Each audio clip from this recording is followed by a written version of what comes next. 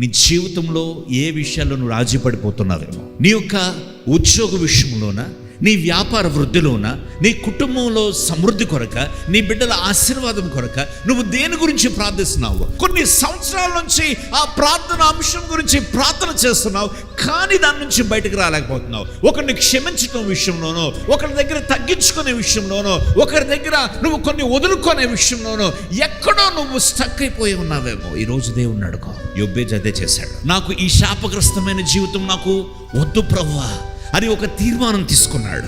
ఆ ప్రార్థనలో నిబద్ధత ఉంది, ఆ ప్రార్థనలో ఆశ ఉంది, ఆ ప్రార్థనలో తృష్ణ ఉంది.